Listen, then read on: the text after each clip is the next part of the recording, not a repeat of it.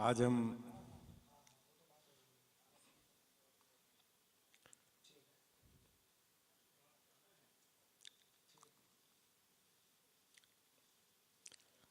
आज की सभा प्राय 1 महीने बाद शुरू हो रही है और पिछला सत्र 8 अक्टूबर को हुआ था और 8 अक्टूबर के बाद में दिवाली, पूजा इत्यादि त्योहारों में समय निकल गया और उसके पश्चात एक बहुत महत्वपूर्ण घटना जो देव उठावनी 11 और फिर शरद पूर्णिमा का रास, तो इन सब में वक्त निकल गया, लोग छुट्टियों पे भी गए हुए थे। तो पद्म पुराण का पहला सत्र तो 8 अक्टूबर को हो गया था। आज द्वितीय सत्र जो उत्तराखंड है उसका, तो उस सत्र पे चर्चा होगी। इसका पूर्व मनन करते हुए मैंने यह सोचा कि विष्णु पुराण और ये पद्म पुराण,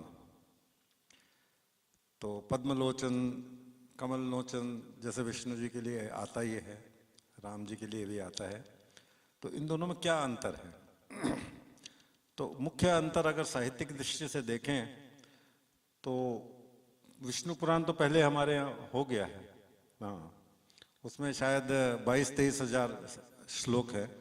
और पद्म पुराण जो है उसमें ये वो बड़ा पुराण है। दोनों जो है अपने 18 महापुराणों में आते हैं और उनमें 50-55 हजार श्लोक हैं। लेकिन दोनों में मुख्य भेद यह है कि वो ज्ञान परक है विष्णु पुराण, और यह जो है भक्ति परक। ज्ञान तत्व की मीमांसा अगर करनी हो तो आप विष्णु पुराण पढ़िए, और अगर भक्ति परक उसकी व्याख्या करनी हो तो आप जो है पद्म पुराण। तो यह मुख्य जो है साहित्यिक दृष्टि से है। विष्णु पुराण को ज्ञान की गंगा कहा जाता है और इसको जो है भक्ति का बल कहा जाता है। इसके अंदर विष्णु पद्म पुराण में आपको तीज त्योहार वगैरह है, इन सब का जो है विस्तार से वर्णन मिलेगा। जैसे तुलसी विवाह इसके अंदर में बहुत अच्छी तरह से वर्णित है। एक मुख्य भेद दोनों पुराणों में जैसे पढ़ने के दौरान इस तरह से आया कि विष्णु पुराण में जैसे भगवान विष्णु के नाभ से कमल की उत्पत्ति और कमल से फिर ब्रह्मा जी, इसमें दूसरी तरह से पहले ब्रह्मा जी और उसके ब्रह्मा जी से कमल की उत्पत्ति, और उसके बाद में यह बताया गया है कि जो है शिव और विष्णु ये दोनों का प्राकट्य। तो इसका विस्तार से हमारे भागवताचार्य जी बताएंगे कि इन दोनों में ये मुख्य भेद क्या है और क्यों है। तो चलिए आज विष्णु पद्म पुराण का द्वितीय अंश हम समाप्त करेंगे और प्रश्नोत्तरी के साथ इस सभा का समापन होगा। और फिर मैं आपसे अनुरोध करूंगा कि एकदम संक्षिप्त आप विषय वस्तु की सीमा परिधि के भीतर अपने जितने भी प्रश्न हैं उनको रखिएगा, ताकि हम समय पर जो है सभा समाप्त कर सकें। और अब मैं अनुरोध करूंगा आकाश जी शर्मा से कि वे अपनी कथा का प्रारंभ करें। धन्यवाद।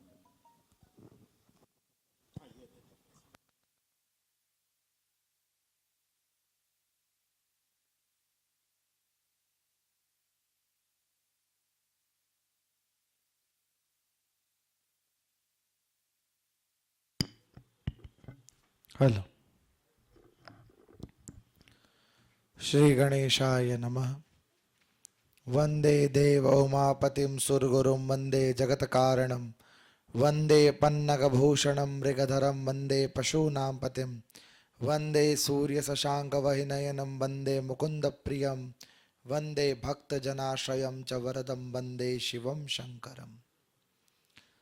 आज पद्म पुराण के द्वितीय और उपसंहार स्वरूपी सत्र में हम और आप जो एकत्र हुए एक लंबे अंतराल के बाद, आशा करता हूँ दीपावली और बाकी सभी उत्सवों को आपने खूब आनंद से मनाया होगा और आगे भी प्रभु की कृपा से खूब आनंद से आप मनाते रहोगे।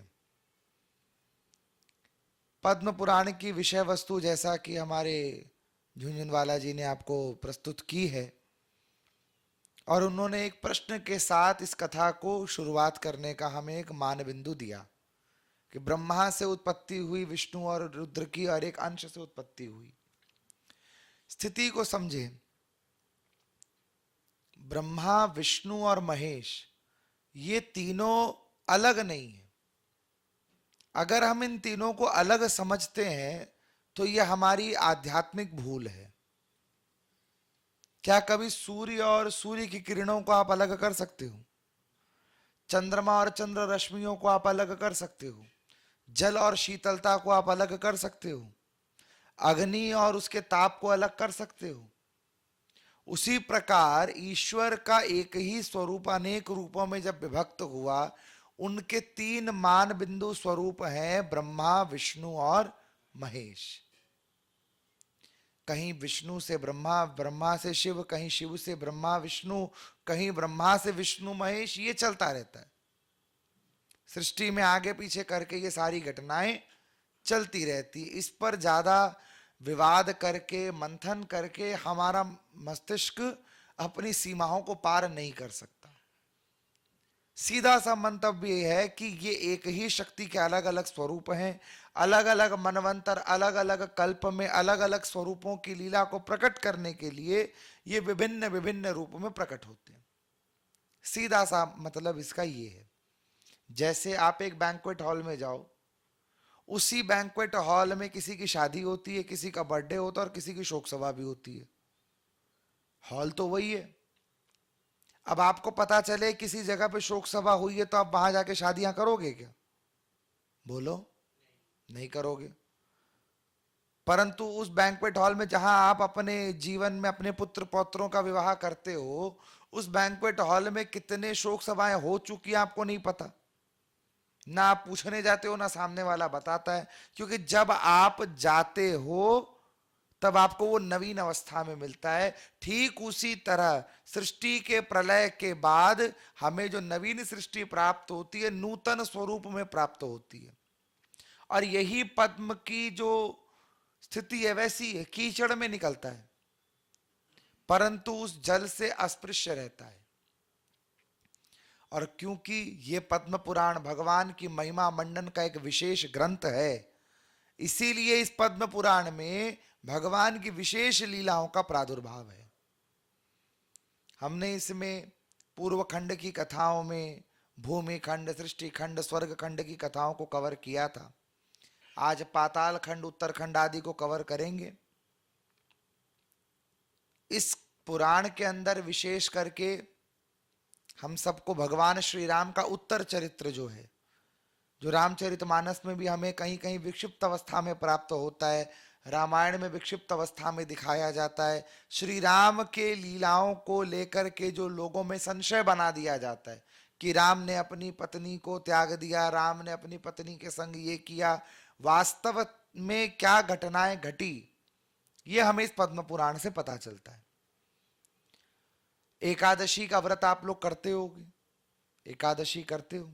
एकादशी करने का सही विधि विधान क्या है, भगवान कृष्ण की महिमा कैसी है, ग्रंथों में, महीनों में, तीर्थों में जाने का महात्म क्या है, इन सब के विषय में हम सबको इस पद्म पुराण से आज पता चलेगा।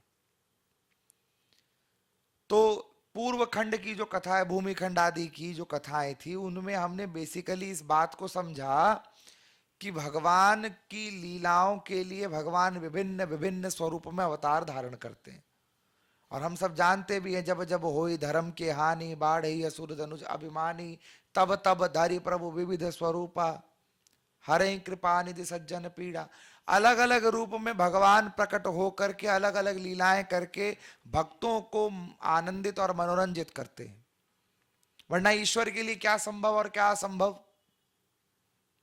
भाई जिसकी भ्रिकुटी टेढ़ी हो जाए तो संसार में प्रलय आ जाती है, उसको किसी असुर को मारने के लिए इतनी मेहनत करनी पड़ेगी क्या? पृथ्वी पर अवतार लो, गुरुजी से शिक्षा लो, फिर जाकर उससे युद्ध करो, फिर रो, फिर छाती पीटो, ऐसा करना पड़ेगा? ऐसा कोई आवश्यकता है क्या? उसे किसी चीज की आवश्यकता नहीं है। फिर भी अपने भक्तों को आनंद देने के लिए मेरे नारायण अलग अलग रूप में प्रकट होते हैं। अलग अलग कल्प में अलग अलग लीलाएं होती हैं। जैसे मैं आपको उदाहरण देता हूं, ध्रुव चरित्र आप सबने सुना, भागवत में सुना ना? ध्रुव चरित्र में आपने सुना कि भाई भागवत का जो मूल मंत्र है, नमो भगवते वासुदेवाय, ये ध्रुव जी को नारद जी ने दिया। यही पढ़ा सुना आपने। परंतु आप विष्णु पुराण का जिक्र कर रहे थे, विष्णु पुराण पढ़ो। विष्णु पुराण में ध्रुव जी को ये अमर पद का वरदान और भगवान नारायण का ये मूल मंत्र देवर्षि नारद ने नहीं, सप्तऋषियों ने दिया है। अब दोनों पुराणों को जो पढ़ेगा वो तो ये सोचेगा भाई लिखने वाले व्यास जी तो एक ही थे, तो ये अलग अलग बात एक ही चीज के लिए क्यों लिखी है? व्यास जी पागल तो थे नहीं, व्यास जी विक्षिप्त तो नहीं थे। व्यास जी ने लिखा है तो कुछ सोच समझ के लिखा है। उससे भी ज्यादा आनंद की बात पढ़ने वाले को यह मिलेगी, ध्रुवकृत विष्णु स्तुति। भागवत आप जब पढ़ोगे तो नारद जी ने भगवान का वर्णन किया। जब ध्रुव को बता रहे हैं कि भगवान का स्वरूप कैसा है, प्रकट होंगे तो क्या करना है, तुम्हें किस रास्ते पर, अब गुरु बने तो पूरी बात बताएंगे। तो पूर्व अध्याय में भागवत में आप देखोगे तो ध्रुव जी को नारद जी ने उपदेश किया है, और जब ध्रुव जी ने स्तुति की है तो नारद जी ने जो कहा है उसकी 10% भी नहीं है, उसकी 10% भी नहीं है, पर जितनी है वो हमारे काम की है।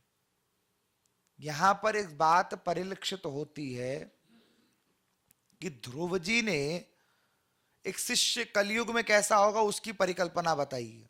गुरु जी पढ़ाएंगे 100 नंबर का, शिष्य समझेगा 10 नंबर का, शिष्य समझेगा 10 नंबर का, पर वो 10 नंबर भी गुरु जी ऐसा समझाएंगे कि उसका बेड़ा पार हो जाएगा, जैसे ध्रुव का हुआ।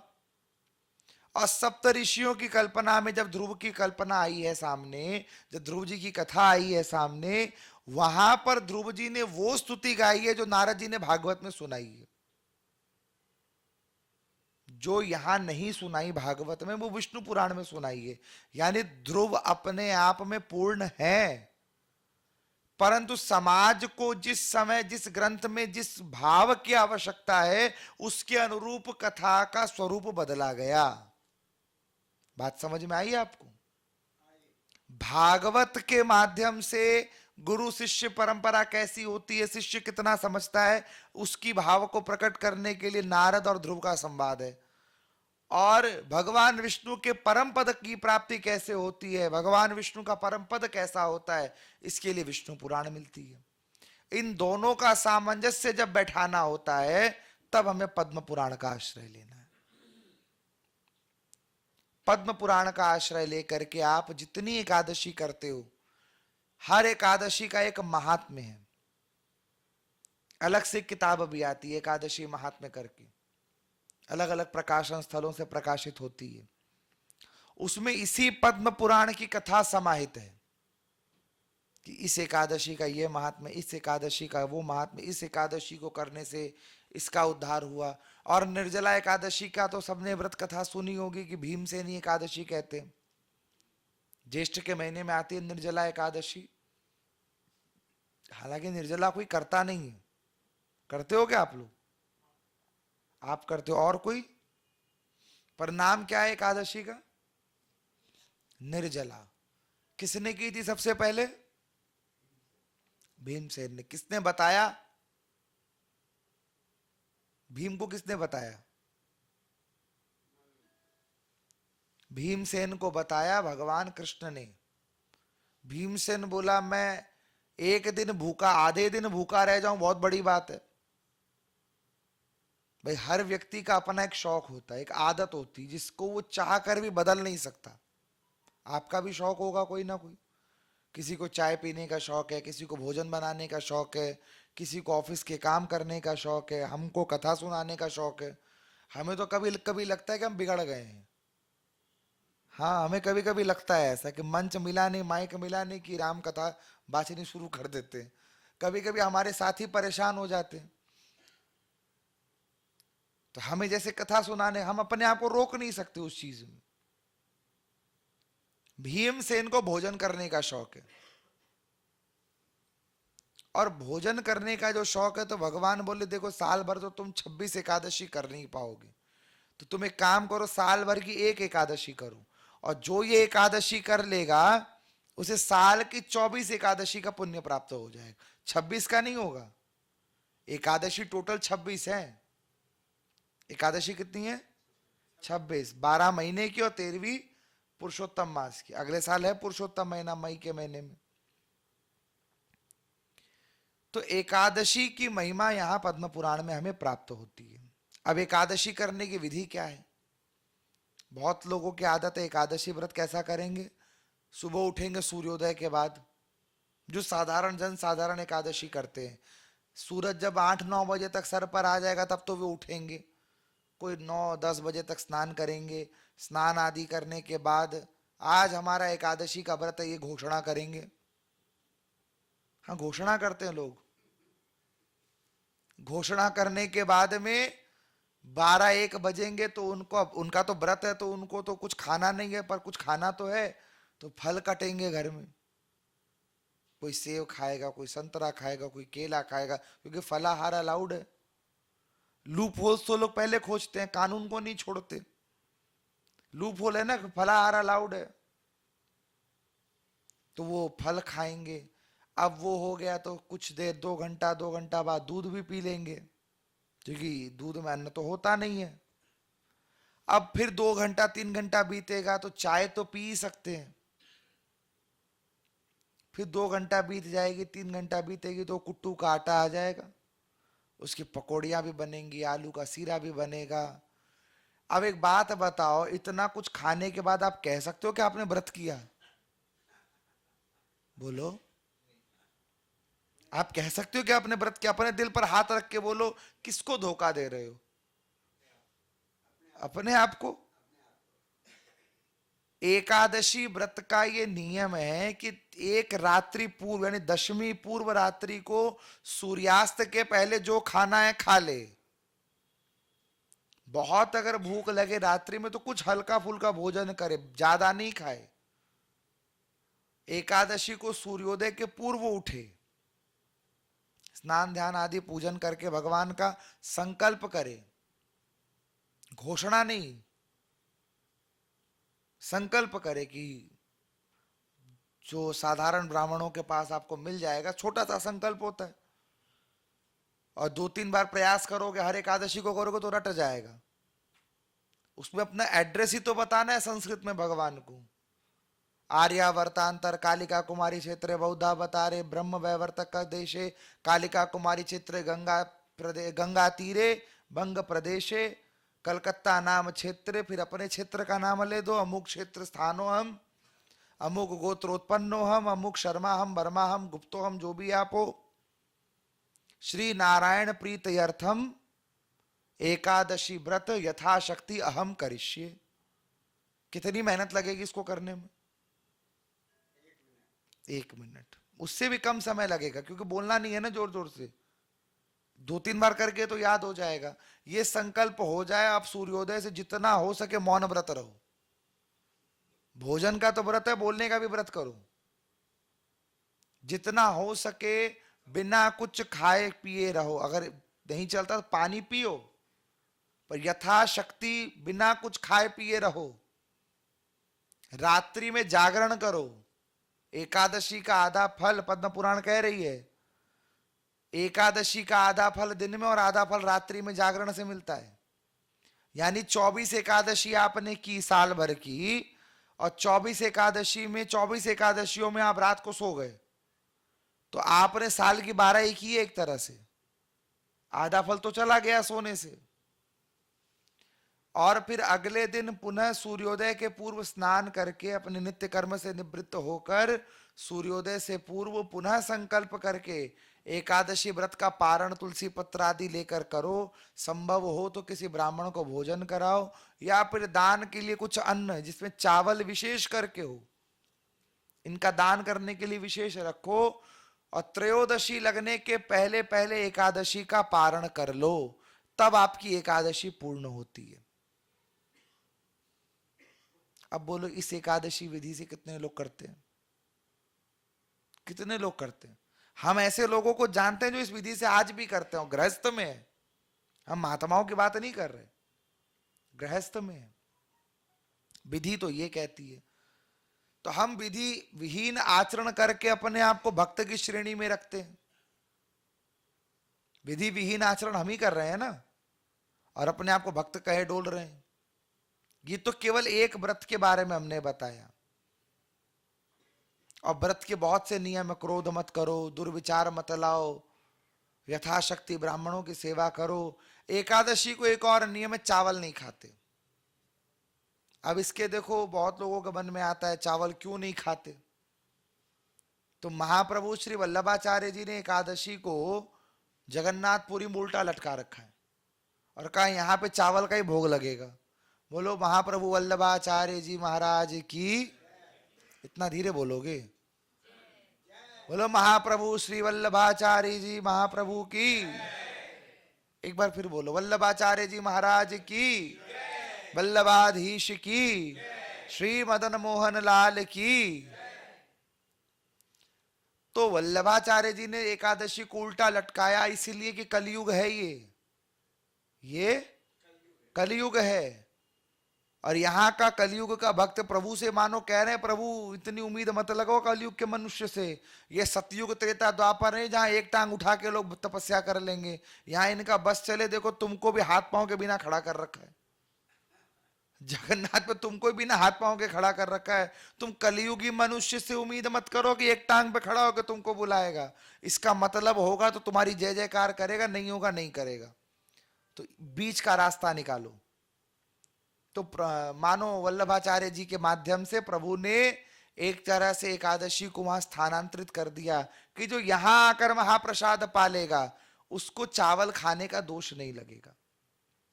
अब लोगों ने क्या किया, एकादशी करके वहां गए, एकादशी को उल्टा लटका दिया अपनी वहां पर, और गपागप चावल खा रहे हैं लोग चावल। अब चावल नहीं खाने का कारण समझो। हमारा शरीर 70% जल से बना है। साइंटिफिक बात कर रहे हैं आपसे। 70% जल से बना है। और जैसे भूमंडल पर जितने जलीय तत्व हैं, चंद्रमा के ग्रेविटेशन से उनके ऊपर टाइड्स का प्रभाव होता है ना? पता है ना आपको? अरे बोलो तो। जैसे ज्वार भाटा समुद्र को उढेल करके रख देता है, वैसे ही चंद्रमा के प्रभाव से हमारे शरीर में भी जल का स्तर इम्बैलेंस की स्थिति में आता है।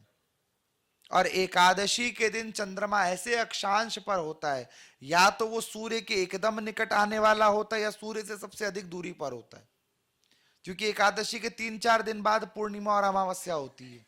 तो एकादशी के दिन चंद्रमा और सूर्य का जो डिफरेंस है वो 15 डिग्री के आसपास का होता है। एक ही राशि पर आ जाते हैं दोनों अमावस्या तक। और पूर्णिमा के दिन 180 डिग्री पर एक दूसरे के आमने सामने आ जाते हैं। और इस कारण से हमारे शरीर में एकादशी के दिन जो एक इम्बैलेंस की स्थिति उत्पन्न हो जाती है, उसको बढ़ावा देता है हमारे शरीर में जाने वाला चावल। क्योंकि चावल 70 से 80% इसमें भी जल का ही प्रभाव है। तो जल के तत्व से जल के तत्व को यदि बाधित हो जाए तो शरीर अस्वस्थ हो जाएगा। इसीलिए हमारे ऋषियों ने कहा एकादशी को चावल मत खाओ। पर मनुष्य बुद्धि मानने वाली कहाँ है? इसे तो हर चीज में लॉजिक चाहिए, तो हमने आपको आज लॉजिक पकड़ा दिया। सूर्य को अर्घ क्यों देनी चाहिए? सूर्य अर्घ की विधि है प्यारे। उगते सूर्य को देने चाहिए 6-7 बजे तक ज्यादा से ज्यादा। तब तक आप अर्घ दे सकते हो जब तक आपको लोटा ऊपर करने पर धारा में सूर्य दिख रहा है। उस धारा में दिखने वाले सूर्य की किरणें जब जल को स्पर्श करती है तो 7 रंगों में विभक्त होती है, जिसको फिजिक्स में कहा गया मेजर्स ऑफ डिस्पर्शन। 7 रंगों की ज्योति वहां से डिस्पर्स होकर हमारे शरीर में प्रवेश करती है। और तभी कहते हैं सूर्य नमस्कार करना बहुत जरूरी है। क्यों? क्योंकि विटामिन D3 हमें सूर्य की किरणों से प्राप्त होता है, और ये तभी प्राप्त होता है जब जल की किरणें डिस्पर्स होकर हमारे शरीर पर हमारे डेड स्किन सेल्स को पार करके लिविंग सेल्स को स्पर्श करके वहां पर एडिनोसिन ट्राइफॉस्फेट ATP नाम के मॉलिक्यूल को जागृत करती है, और वो जागृत अवस्था में हमारे शरीर को बल प्रदान करता है। पद्म पुराण में भी वर्णित है ये बात। बस फर्क इतना है कि वहां इस बात को इस भाषा में कहा गया, सूर्यम नमस्कारम करोति नित्यम शरीरम आरोग्यम भवेत। जो सूर्य नमस्कार नित्य करे, एक वस्त्र को धारण करके सूर्य की किरणों से स्नान निरंतर करके, उसका शरीर आरोग्यवान हो जाएगा। कैसे हो जाएगा? ऐसे ATP के माध्यम से हमारा शरीर आरोग्यवान होगा। ये पद्म पुराण कह रही है। श्रीमद् भगवत गीता कि जितने अध्याय, उन एक एक अध्याय का महात्म्य भी हमें पद्म पुराण में प्राप्त होता है।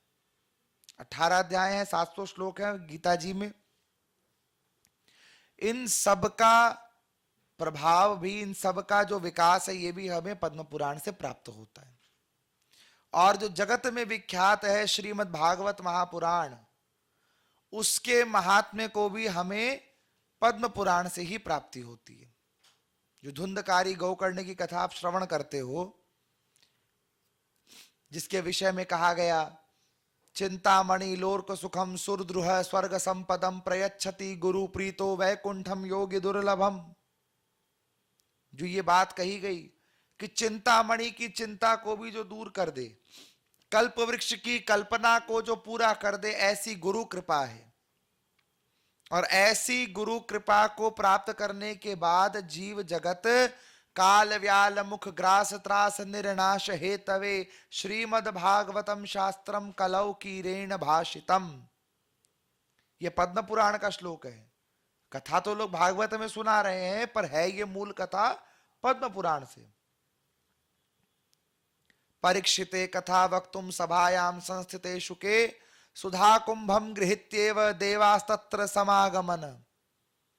सारे देवता अमृत का कलश लेकर परीक्षित जी के पास गए और कहा सुखदेव जी से कि कथा अमृत हमें पिला दो, और ये जो अमृत है ये परीक्षित को पिला दो। सुखदेव जी ने कहा, क्व काच है क्व मणिर्लोके। कहां कांच का टुकड़ा, कहां मणि महान। इतना विचार करके देवांजहासः, देवताओं पर हंसी उड़ा करके, देवताओं के हंसी करके वहां से भगा दिया। देवता भी बड़े छोटे मोटे देवता तो थे नहीं। इंद्र सूर्य वरुण कुबेर सारे बड़े बड़े देवता पहुंचे ब्रह्मा जी के पास, बोले हम आज रेजिग्नेशन डाल रहे हैं, मास रेजिग्नेशन, अब संभालो अपनी सृष्टि। ब्रह्मा जी टेंशन में आ गए, ये सब एक साथ भाग जाएंगे तो हम किसके लिए, किस सृष्टि कैसे चलेगी। उस समय उन्होंने सारी घटनाक्रम को जाना। जब तक ये सारी चर्चा कर रहे थे, उतनी देर में सुखदेव जी ने पृथ्वी लोक के 7 दिन बीते और परीक्षित का मोक्ष हो गया। श्री कृष्ण गोविंद हरे मुरारी हे नाथ नारायण वासुदेव। ये श्लोक आता है ना आपको? आता है? एक बार गा के सुनाओ जरा आप लोग।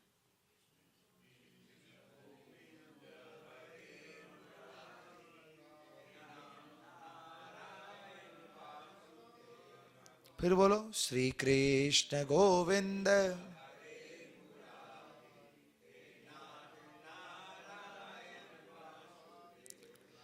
जिह्वे पिबस्वामृतमेत देवम गोविंद दामोदर माधवेति।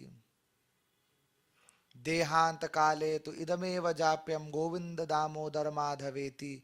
ये सारे श्लोकों का मूल आधार परीक्षित का मोक्ष है। परीक्षित का मोक्ष हुआ तो ब्रह्मा जी ने सत्यलोक में सारे पुराणों को, सारे उपायों को, सारे मंत्रों को एक पलड़े पर रखा तराजू के, और दूसरे पलड़े पर श्रीमद् भागवत जी को रखा। भागवत जी का पलड़ा भारी निकला।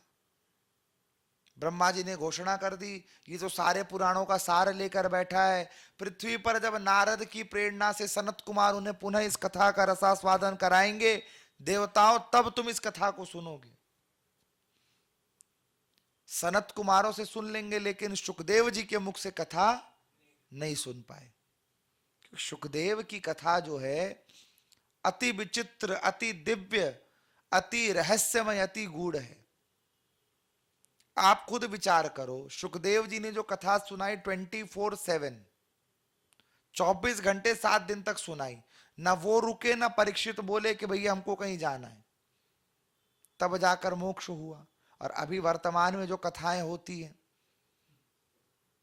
4 घंटे की कथा है, उसमें 1 घंटा भजन में निकल जाता है, 1 घंटा यजमान और जो भी विशेष अतिथि आए उनके सम्मान में निकल जाता है।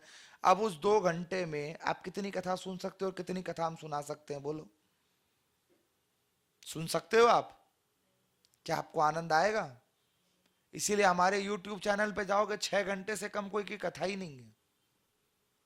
पिछले साल तो आप जो भी गण वहां पहुंचे, इस साल पहुंचे, 4-5 घंटे से कम की कोई कथा नहीं है। हमारे श्रोता भी परेशान रहते हमसे। अभी भी जो यजमान जुड़ते हैं आकर, जब कथा फाइनल होती है उसके बाद हमसे एक ही बात कहते हैं, प्रभु समय का ख्याल रखना। और हमारा उनसे एक ही अनुरोध रहता है, देखो हम व्यासपीठ पर बैठने का समय बांध सकते हैं, उतरने का समय नहीं बांध सकते। जैसे आप भोजन की थाली पर बैठो तो पेट भर के ही ना उठोगे, कि आधे पेट उठ जाओगे? कैसे उठोगे? पक्का नहीं? जो नहीं बोल रहे हमें लगता है वो आधा पेट ही जाते होंगे। नहीं, परोसगारी तो पूरी है, पर आप जब बैठोगे भोजन पर तो आप तो पेट भर के उठोगे ना। तो हम भी जब व्यासपीठ पर बैठे तो पेट भर के उठते हैं। भाव यही रहता है कि जो अपने पास है वो उड़ेलने की चेष्टा होनी चाहिए, क्योंकि ज्ञान में ही एक ऐसा ज्ञान रूपी धन ही ऐसा धन है, जितना लुटाओगे उतना बढ़ेगा। और लक्ष्मी रूपी जो तिजोरी में धन है, जितना लुटाओगे घटेगा, घटता है ना। और कष्ट भी होता है, ज्ञान लुटाने में कष्ट नहीं होता जब तक ज्ञान सही दिशा में जा रहा है। जिस दिन वो ज्ञान अहंकार का स्वरूप ले लेगा, उस दिन वो ज्ञान व्यक्ति का सर्वनाश कर देगा।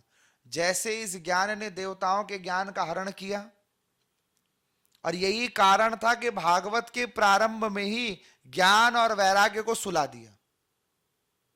भक्ति के पुत्र हैं ज्ञान और वैराग्य, और भागवत के प्रारंभ में ही ज्ञान वैराग्य सो गए। बोले यहां ज्ञान वैराग्य का काम नहीं है, यहां भक्ति का काम है।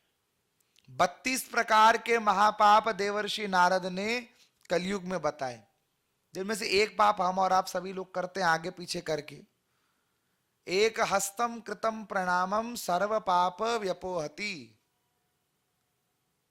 जब हमारी कई लोगों की आदत है ना, किसी मंदिर के सामने से निकलेंगे तो ऐसे ऐसे कर लेंगे, करते हैं ना, या ऐसे कर लेंगे, ये भी करते हैं। अपराध है ये। यदि ये काम करते हो तो एक संवत में किए गए समस्त पुण्य क्षीण हो जाते हैं। एक संवत यानी 1 साल हो गया। एक हाथ से अगर प्रणाम करते हो तो,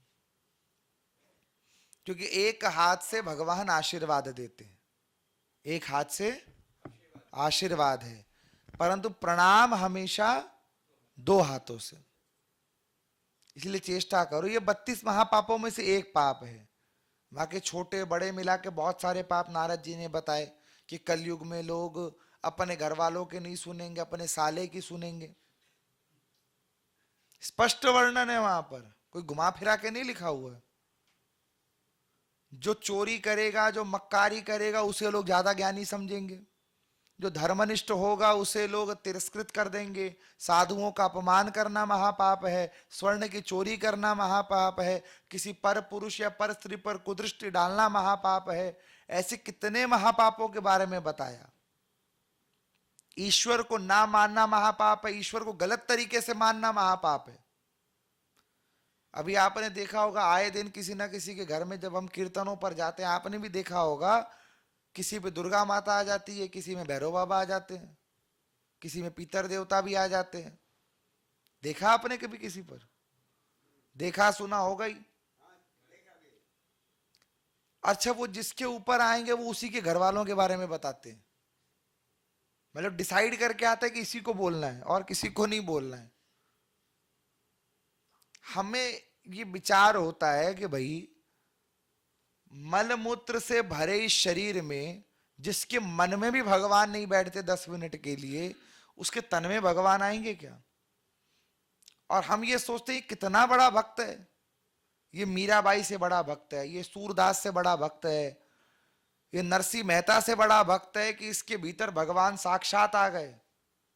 कभी आपने किसी ग्रंथ में सुना वल्लभाचार्य जी के अंदर ठाकुर जी प्रवेश कर गए? सुना?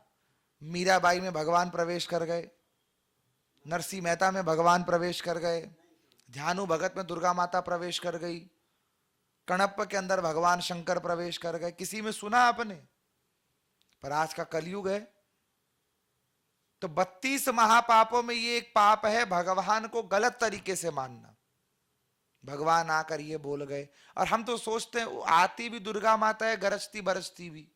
राम जी नहीं आते किसी के अंदर ताकि मर्यादा सीख ले, और कहीं भूले चूके हमारे बांके बिहारी आ गए तब तो बेड़ा पार है। अब कन्हैया का मन करेगा नदी के किनारे जाए, वो लिए दिए कृष्ण भगवान गंगा जी में कूद गए, अगर भगवान तो तैर के निकल जाएंगे, जिसके अंदर आए वो तो पधार जाएगा। हाँ, इसीलिए कभी किसी में ऐसे देवता आए ना, हम तो कहें उनकी अगरबत्ती दिखानी चाहिए और दिखाकर उन्हीं के सटा देनी चाहिए। ईश्वर को कैसा डर? अगरबत्ती लो, बोले प्रभु तेरा तुझको अर्पण अग्नि स्वरूपम समर्पयेत। भगवान होंगे तो बच जाएंगे, नहीं होंगे तो निकल जाएंगे। करना तो पड़ेगा भाई, जो जिस भाषा को समझे उसे उसी भाषा में उत्तर देना चाहिए। कलयुग का यही प्रभाव, द्वापर में भगवान कृष्ण ने यही तो किया। त्रेता में राम जी ने मर्यादा सिखा दी और द्वापर में भगवान कृष्ण ने मर्यादा में रखना सिखा दिया। बोले सीधे तरह से तो मान, भगवान कृष्ण क्या समझाने नहीं गए थे? दुर्योधन को समझाने गए थे ना? बोलो तो गए ना दुर्योधन को समझाने, और समझाने के साथ अपना विश्व रूप भी दिखाया। अर्जुन को तो महाभारत में दिखाया, दुर्योधन को तो भरे महल में दिखाया, धृतराष्ट्र को दिखाया, भीष्म को दिखाया, द्रोणाचार्य को दिखाया। कोई माना? कोई माना भगवान को भगवान? और अंत तो गत्वा सब अपने सर्वनाश को प्राप्त हुए। तो पद्म पुराण की कथा हमें अलग अलग रूपों में संकेत करती है कि जीव जगत को अपने मन को ठाकुर की भक्ति में लगाना चाहिए। और यही कहा धन्यम वृंदावनम तेन भक्ति नित्य नियत्र च। वृंदावन धाम धन्य है जिसके स्पर्श से भक्ति नित्य युवना है, नित्य यौवन को प्राप्त होती है, और इसी के प्रभाव से जीव जगत का कल्याण होता है। आगे धुंधकारी का प्रसंग सुनाया, गोकर्णोपाख्यान सुनाया कि संत के फल के प्रभाव से जिस आत्मदेव के 7 जन्म में संतान नहीं थी, उसे इसी जन्म में संतान हो गई। हालांकि अपनी संतान एक भी नहीं हुई। भागवत जी तो सुनी है ना आपने? ऐसा कोई है जिसने भागवत यहां नहीं सुनी है? सुनी पढ़ी तो होगी कभी ना कभी। बोलो तो। मूवी थोड़ी ना चल रही है ऐसे देख के दर्शक बन के बैठ गए। पॉपकॉर्न मंगा दें आपको? पुचका खिला दें? हैं जी? थम्स अप भी साथ में ना। हाँ, कैश काउंटर बाहर लगा हुआ है, सेल्फ सर्विस है वहां पर।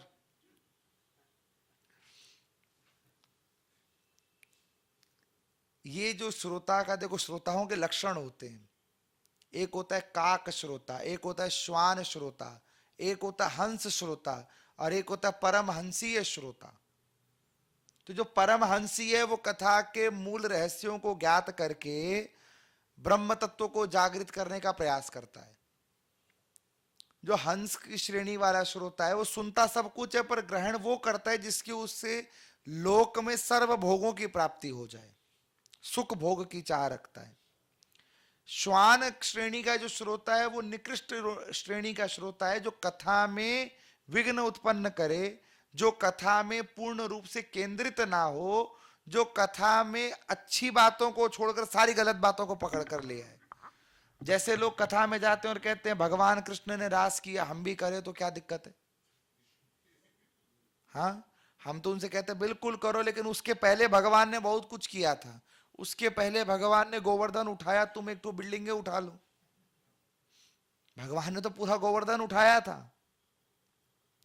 उसके पहले भगवान कालिया नाग से भी लड़े थे। तुम भी 2-4 नाग गले में लपेट के उनसे लड़के दिखाओ, उन पर तुम भी कथक नृत्य करो, तब बराबरी करो। बराबरी करनी है तो पूरी करो।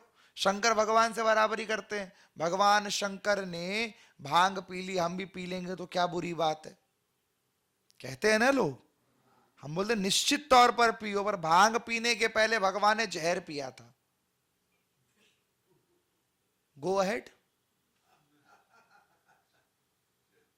अच्छा, भगवान ने तो लोटा भर के पिया, तुम कमंडल भर के पी लो। तुम एक हाथ में अंजलि भर के आचमन ही कर लो जहर का। तो ये बात कोई नहीं समझेगा कि भगवान ने जहर पिया। जहर की काट प्रकट करने के लिए, भगवान शंकर को शीतलता प्रदान करने के लिए, उन्हें सुषुम्ना अवस्था में ले जाने के लिए भांग चढ़ाई गई थी उनको। और गांजा चीलम दो लोगों ने जबरदस्ती जोड़ दिया शंकर के साथ, वरना किसी पुराण किसी वेद में नहीं लिखा ये बात कि भगवान शंकर गांजा पीते हैं, पर लोगों ने बना दिया। भगवान शंकर को जहर पीने के कारण जो कष्ट हो रहा था उसे शांत करने के लिए उन्हें भांग पिलाई गई थी, इसीलिए भांग उन्हें प्रिय कहा गया। धतूरा भगवान शंकर के भोग में नहीं है, श्रृंगार में आता है। जैसे आकड़े का फूल है, धतूरे का पुष्प है, धतूरे का बीज है, ये सारी चीजें जो हैं ये भोग में नहीं है, श्रृंगार में है। क्योंकि भगवान शंकर के गले में नाग है, ये नाग कभी कभी उच्छृंखल हो जाते हैं, इसीलिए भगवान शंकर एक कांटों वाले धतूरे की माला पहनकर रखते हैं कि उन कांटों वाली माला के एक बैरियर क्रिएट रहेगा, शंकर के कार्य में डिस्टर्ब नहीं करेंगे, ये उसी के इर्द गिर्द घूमते रहेंगे।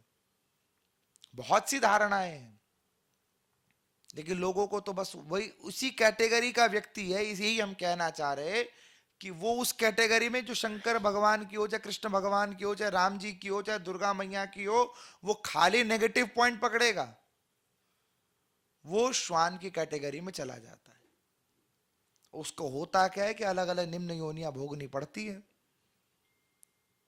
लेकिन पद्म पुराण कहती है कि जब व्यक्ति सब पापों से मुक्त होना चाहे, स्वयं को जानना चाहे, तब वो निमित्त होकर कथा के शरण में आता है, और पंचम वेद स्वरूप ये कथाएं उसे भव से पार जाने का मार्ग प्रेषित करती है।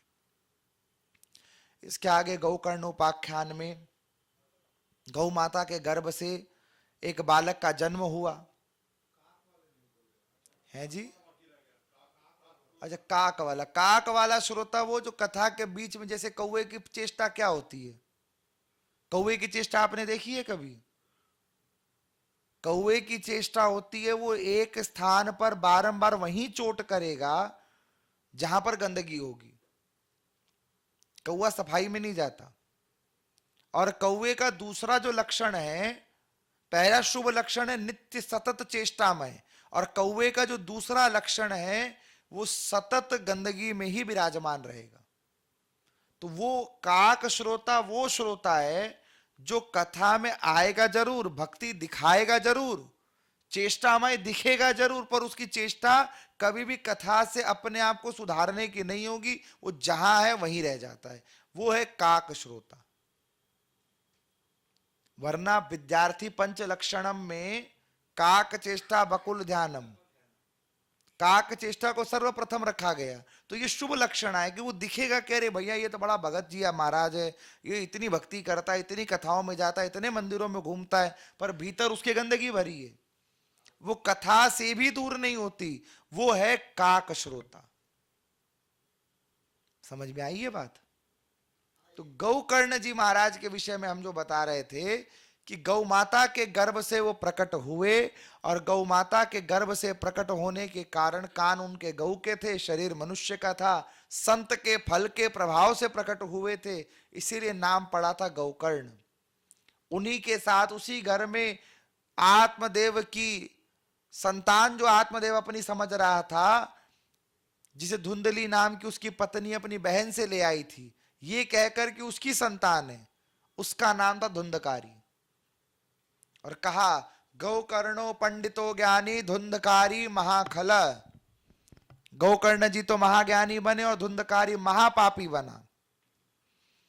ऐसी स्थिति को देख करके बहुत समय तक उन्हें संस्कारवान बनाने के बाद जब गौकर्ण जी और आत्मदेव दोनों हार गए तो आत्मदेव माथा पीट कर रो रहे थे।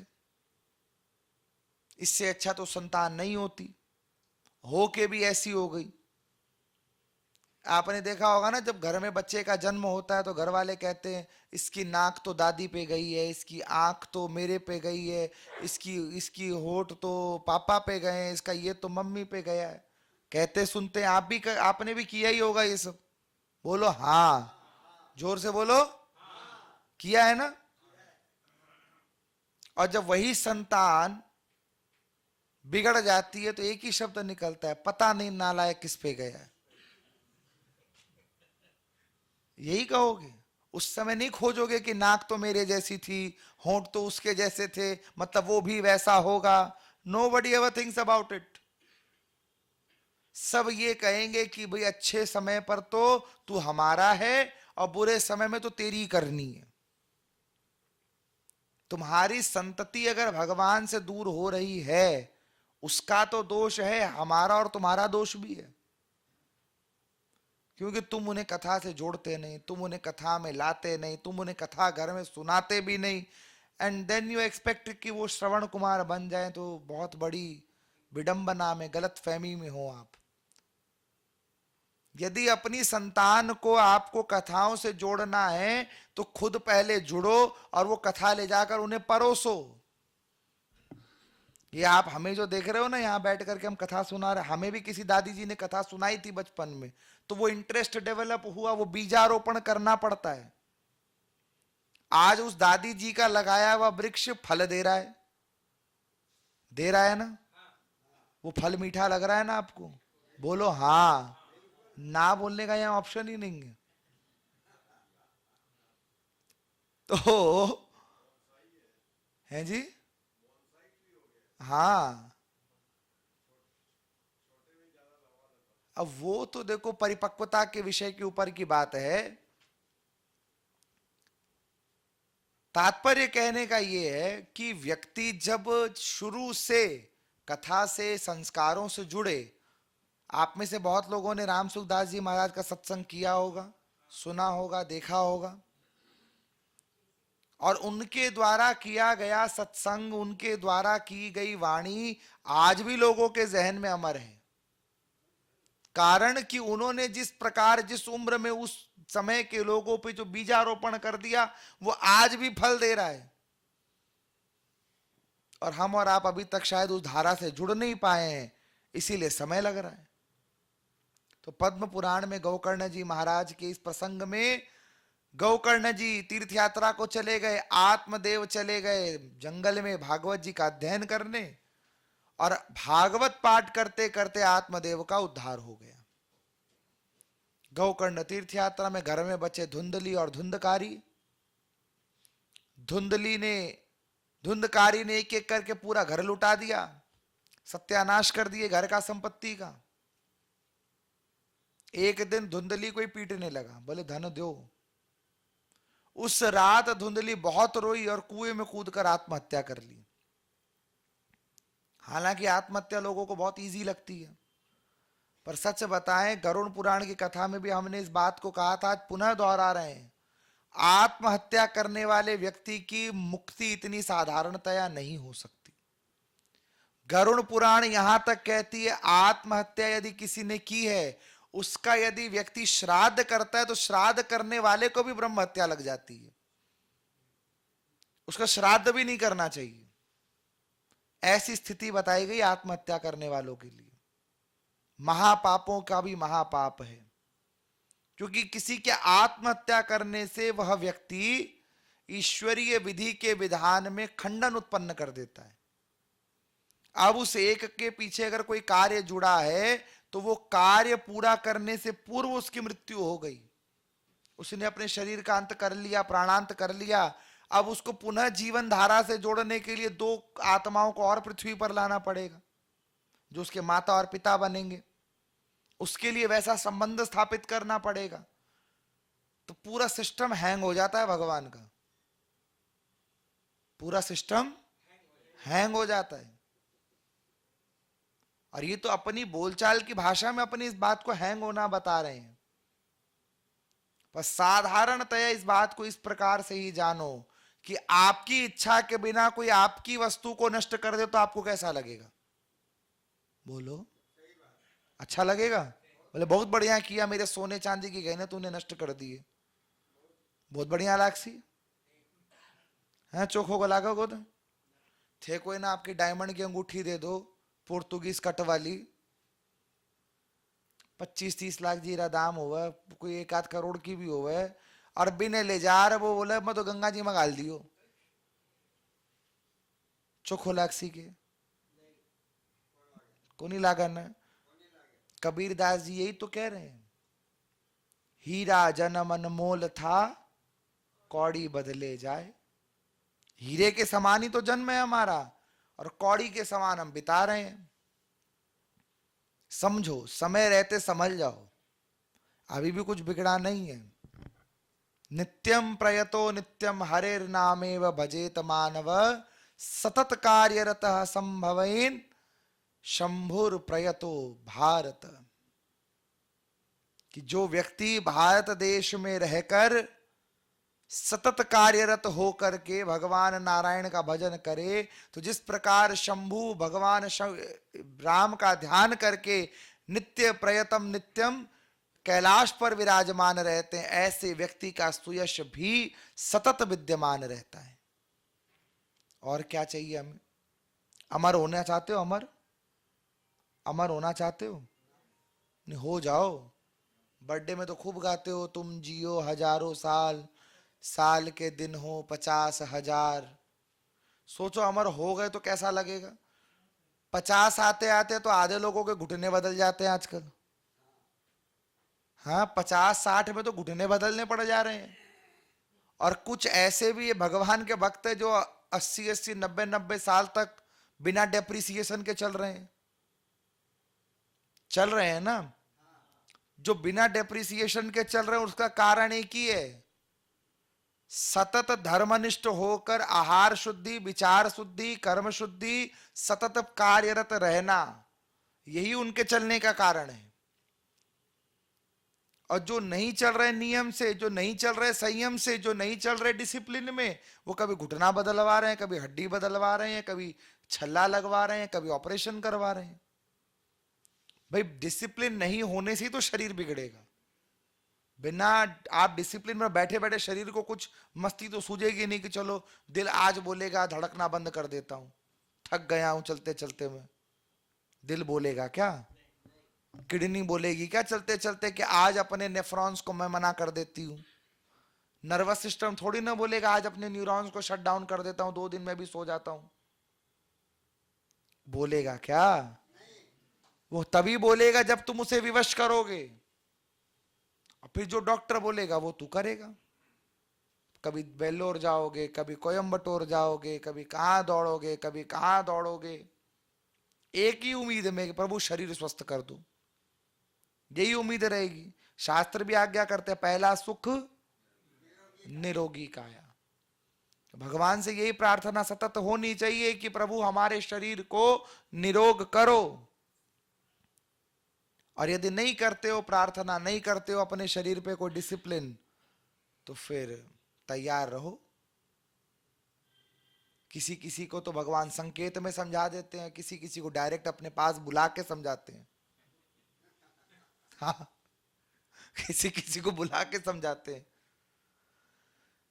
इधर तो धुंधकारी और उच्छृंखल हो गया, और उच्छृंखल होने के बाद धुंधकारी ने 5 वैश्याओं को घर में रखा।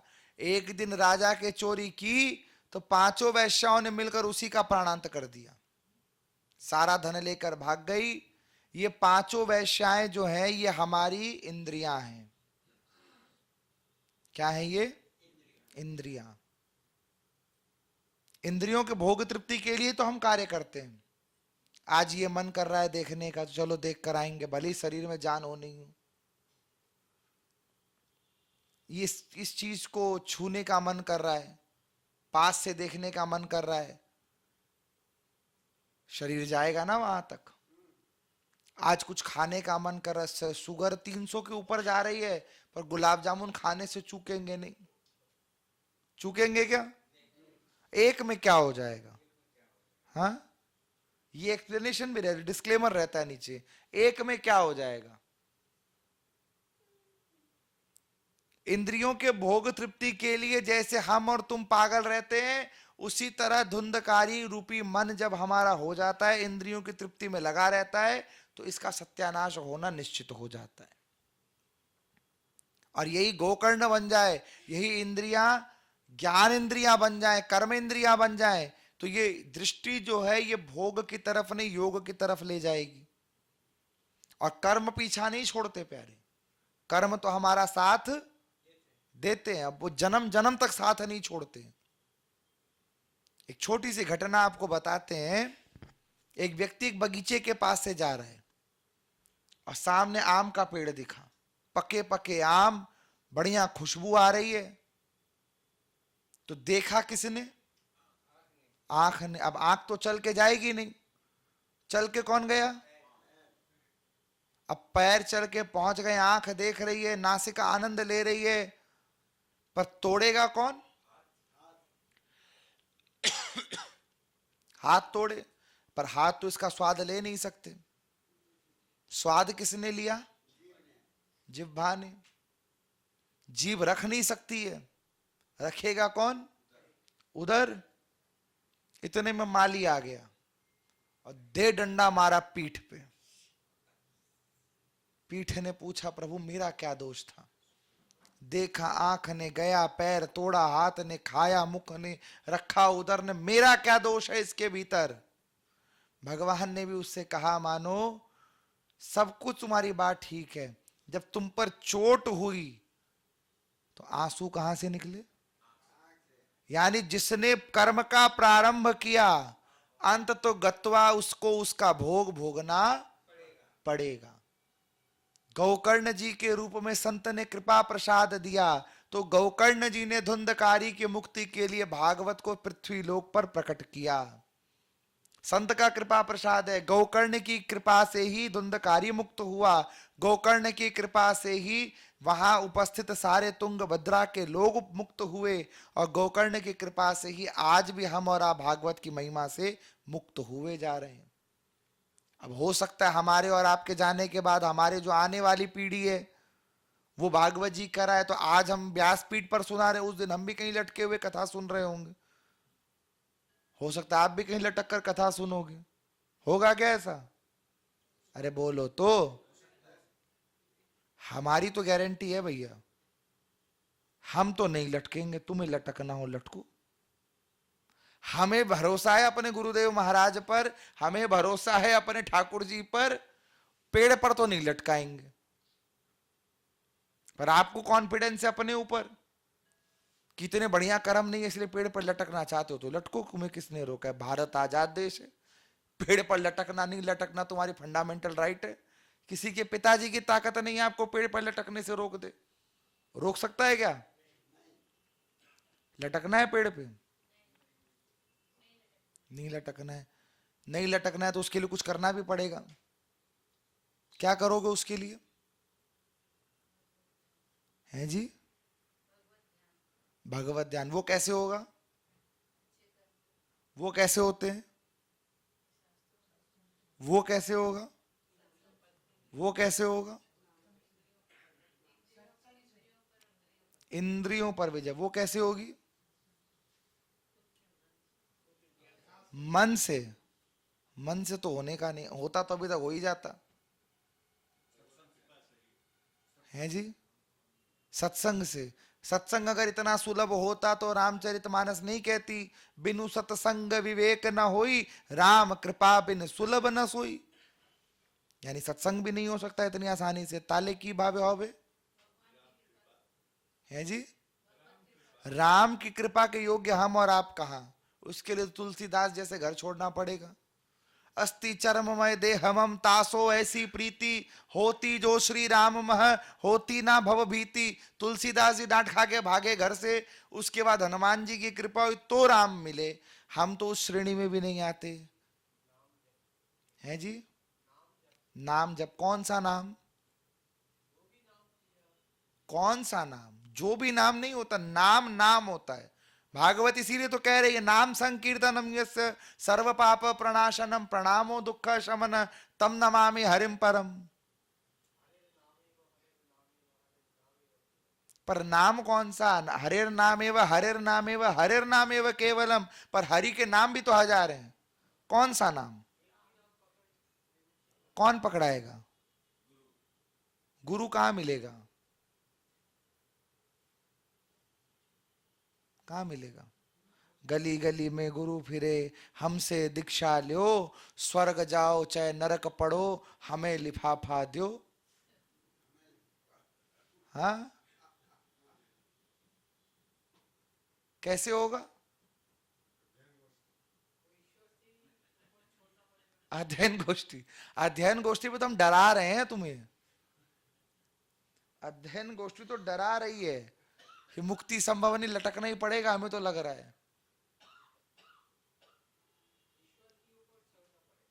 है जी। ईश्वर के ऊपर छोड़ देंगे तो भगवान तो गीता में बोल रहे हैं कर्मण्येवाधिकारस्ते माम फलेषु कदाचन। तुम्हें कर्म करना पड़ेगा। अच्छे कर्म हम अपने हिसाब से कर रहे हैं। चोर चोरी करने गया, उसके हिसाब से बहुत अच्छा कर्म है, पर वो अच्छा कर्म तो है नहीं। अच्छे कर्म की परिभाषा क्या है? अब फिर घूम के हम वहीं आ गए। शास्त्र, शास्त्र बताने वाला शास्त्री भी तो बढ़िया होना चाहिए। नहीं, यहां की तो बात ही नहीं हो रही है। हम यहां पर बैठ रहे हैं, हम उस क्वेश्चन मार्क की ओर बढ़ रहे हैं। अब क्वेश्चन मार्क के नीचे जो बिंदु है वो हमारा सत्य है। उस बिंदु और क्वेश्चन मार्क के बीच के गैप को भरना है तुम्हें, है जी।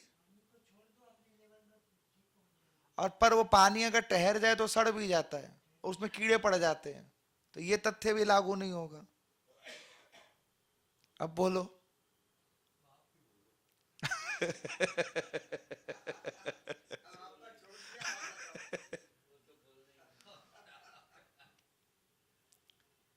मुक्ति पाने के लिए तीन चीजें करनी पड़ती है। तीन चीजें। पहला, अपने आप पर डिसिप्लिन लेकर आओ। प्रातः उठने से लेकर रात्रि शयन पर्यंत जो शास्त्रोचित आचरण संभव हो उनको अपने जीवन में उतारो। क्योंकि लोगों को ज्ञान देने से लोग नहीं सीखते, लोग देखने से सीखते हैं। आप साधारण सी बात बताओ, हम इतनी बढ़िया बढ़िया बात कर रहे हैं, कभी किसी किसी पॉइंट ऑफ टाइम पर आप हमें किसी मदिरालय में देख लो, अगर देख लो तो आपका क्या भाव होगा? बोलो, है जी। नहीं, आपका हमारे प्रति क्या भाव होगा? बोले पियक्कड़ है। अरे ये बात तो आएगी ना मन में कि इतने बड़े बड़े प्रवचन करते हैं और देखो कहां पर आकर बैठे हैं। यानी खुद का डिसिप्लिन ही अगर नहीं है तो प्रवचन का क्या लाभ? पर उस पर हम आपसे एक प्रश्न करेंगे, हम मदिरालय गए, हम पियक्कड़ हैं, आप वहां क्या कर रहे थे? हैं जी। अच्छा, हम आप हमें हमारी सुगंध आ गई है आपको वहां पर। अच्छा अच्छा अच्छा। जिस गली जाना नहीं उसका पता ढूंढने काहे चले थे?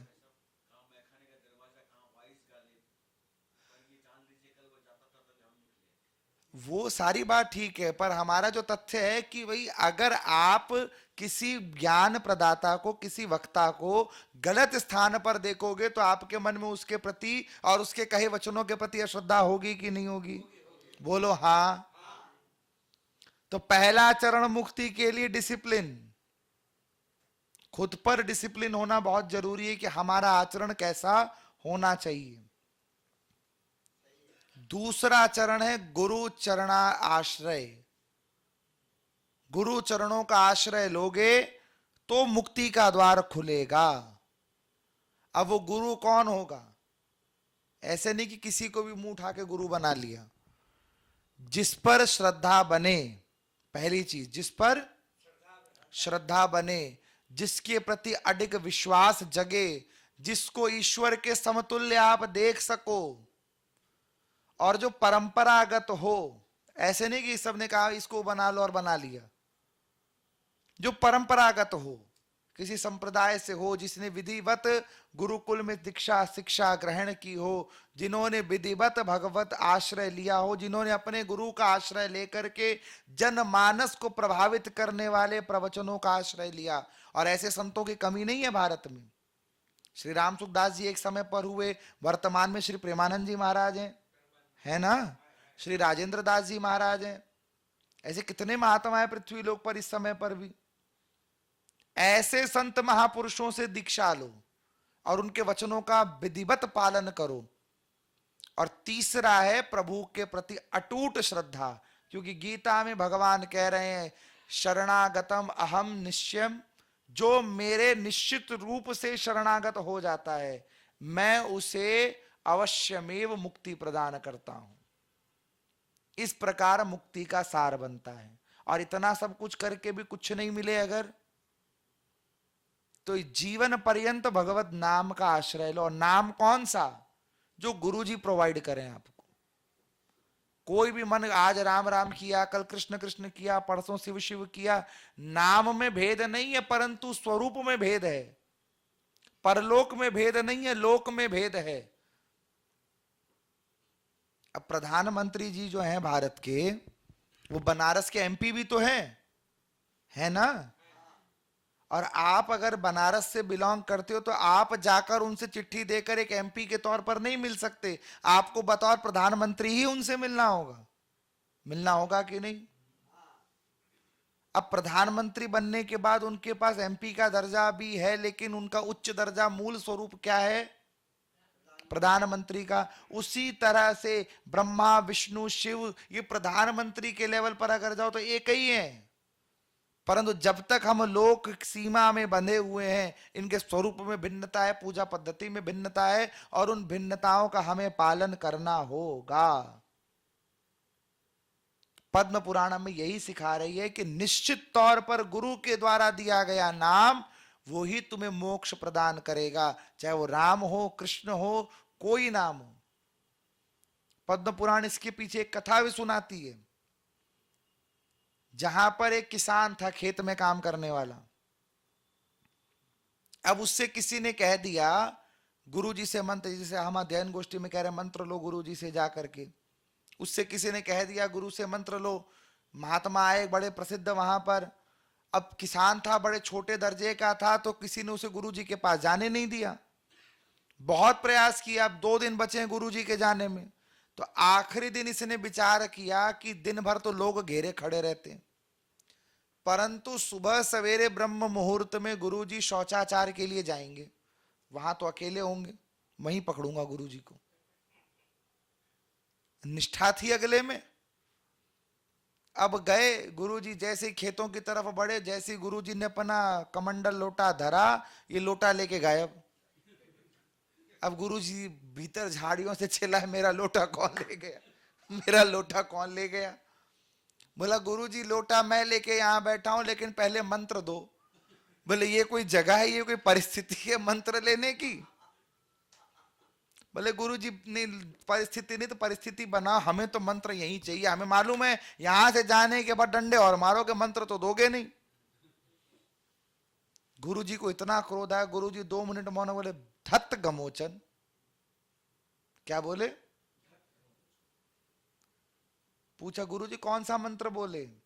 अब गुरुजी को लगा कहीं पर कुछ गलत नहीं निकल जाए, ठाकुर का नाम ही तो पूछ रहा है। मतलब ठीक है तू लौटा दे मुझे, देख मैंने मंत्र बोल दिया, अब तू लौटा दे, मैं पूरा पवित्र होकर फिर तुझे मंत्र बताऊंगा।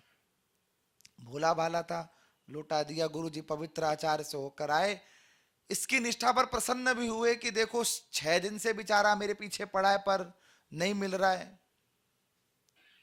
अब इस गुरु जी ने कहा, देख मैंने तुझे जो मंत्र दिया उसको इस तरह से उच्चारण करना, अघमोचन। क्या करना? अघमोचन। अघ माने पाप, पाप को हरण करने वाले भगवान कृष्ण का नाम कह लो, राम का नाम कह लो, विष्णु, अघमोचन सारे ही हैं। अघमोचन अघमोचन अघमोचन। अब थोड़ी देर तक तो याद रहा ये मंत्र, नाम याद रहा। खेत में काम करते करते करते करते करते अघमोचन से घमोचन घमोचन घमोचन, सतत प्रयास, एकदम मतलब जैसे आप कृष्ण कृष्ण रट रहे हो, ये घमोचन घमोचन घमोचन रटे जा रहे हैं। अब एक दिन खेतों में कुछ गड्ढे उड्ढे खोद के कि जानवर आदि नहीं फंसे, कुछ कटाई वटाई करके डालना था इसे, देखा पूजा का समय हो गया, तो खेत में एक तरफ जा करके घमोचन घमोचन घमोचन घमोचन करके जप रहा है। अब भगवान बैकुंठ से चल पड़े।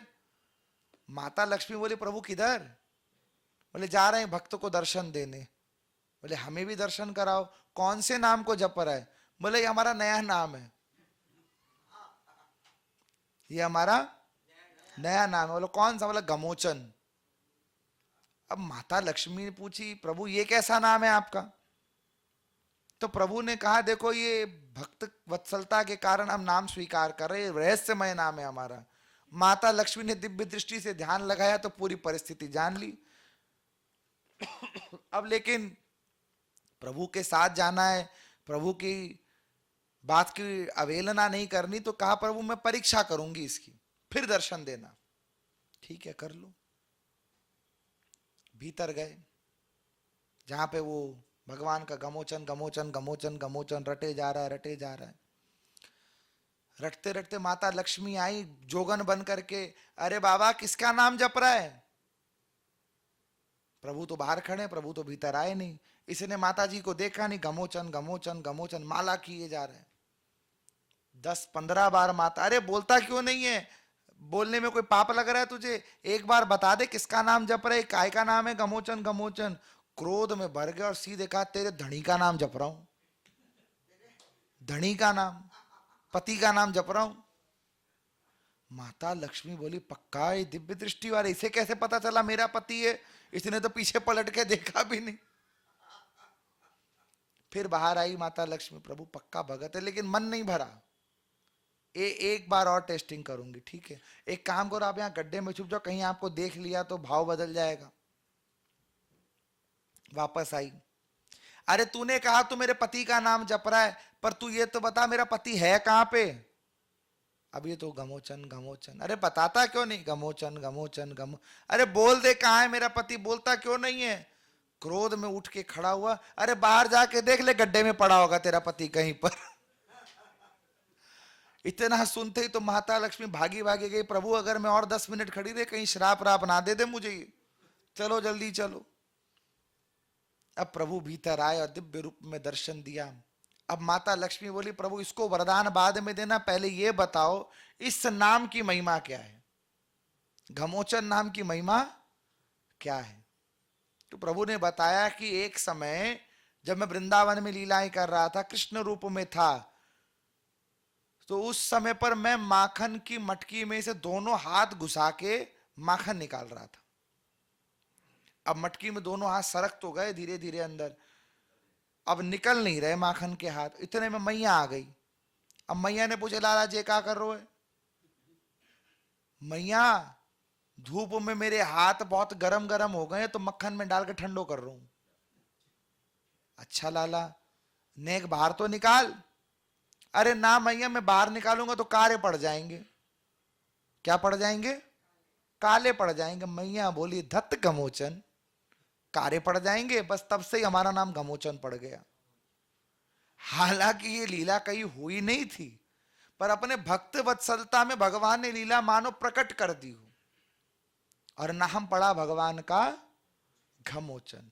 भाव ये कि प्रबल प्रेम के पहले पढ़कर प्रभु को नियम बदलते देखा, अपना मान भले टल जाए, भक्त का मान ना टलते देखा।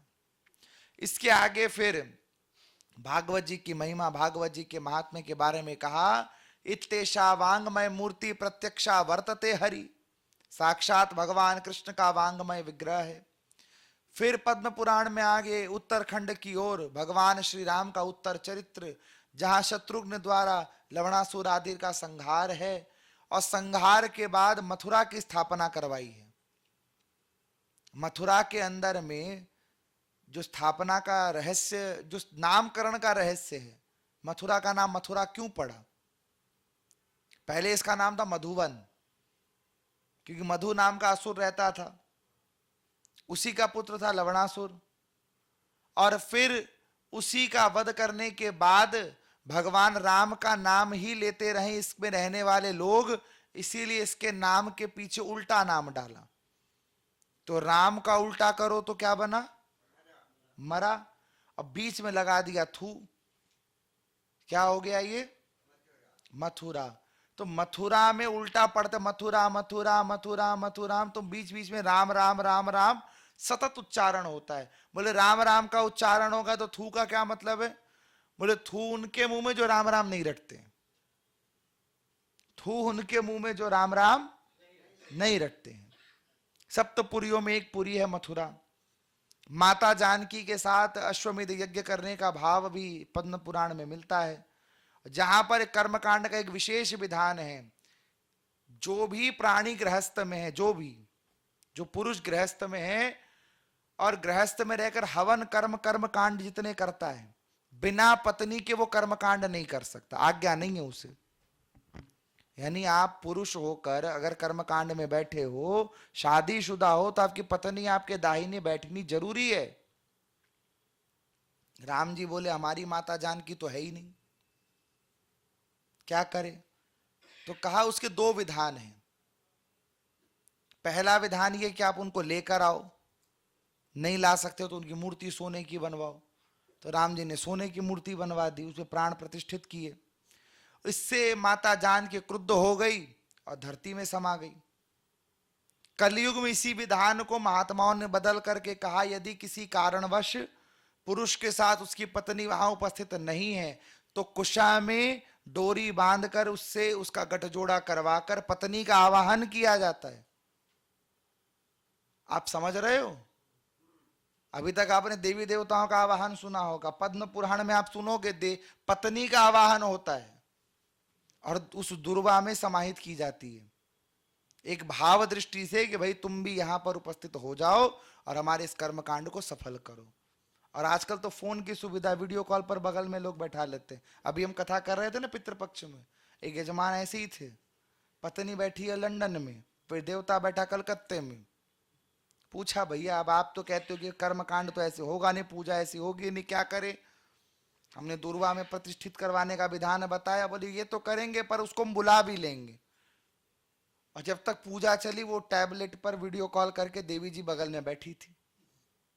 अब ये विधान राम जी को शायद नहीं पता था। वीडियो कॉल की सुविधा वहां पर नहीं होगी उस समय पर, नहीं तो सीता जी को भी वीडियो कॉल पर बैठा लेते वो। समय है, परिवर्तन मांगता है और परिवर्तन संसार का नियम है। इसी उत्तरखंड में आगे निम्न भिन्न भिन्न तीर्थों की महिमा बताई और कहा जो प्राणी नित्य तीर्थाटन में लगा रहता है उसका कल्याण निश्चित तौर पर होता है, उसका कल्याण सतत होता रहता है। और कल्याणमय इस पद्म पुराण के आख्यान को जो भी भक्ति पूर्वक श्रवण करता है उसके घर में भगवान नारायण की भक्ति सदैव बढ़ती रहती है और वो सदैव नारायण का प्रिय बना रहता है। इतना कहकर पद्म पुराण के इस आख्यान को हम और आप यहीं विराम देंगे। बोलिए भक्तवत्सल भगवान की। अब आपके प्रश्न जो भी हों आप पूछ सकते हो।